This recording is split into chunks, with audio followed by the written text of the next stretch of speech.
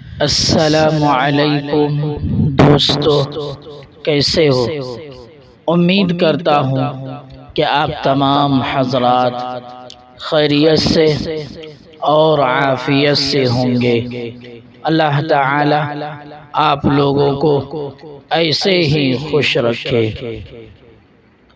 آج میں حضرت عمر بن عبدالعزیز رحمۃ اللہ علیہ کی سادگی کا واقعہ آپ سب کو بتاتا ہوں۔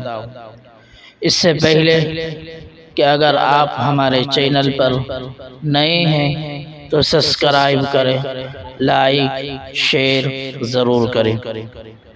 تو شروع کرتے ہیں واقعہ۔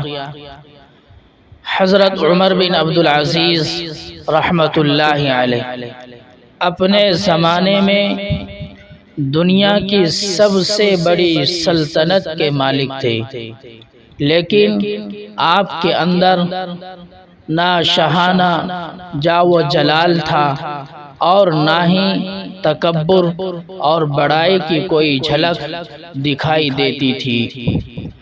آپ کا لباس سیدھا سادہ اور کھانا معمولی تھا۔ آپ نہایت متواضع انسان تھے۔ لونڈی غلاموں کے ساتھ برابر کا سلوک کرتے، نوکروں کے آرام کا بھی خیال رکھتے تھے۔ ان کے آرام کے وقت میں خود اپنے ہاتھوں سے کام کر لیتے۔ ایک مرتبہ آپ کسی مہمان سے گفتگو کر رہے تھے کہ رات زیادہ ہو گئی اور چراغ بجھنے لگا۔ نوکر سویا ہوا تھا۔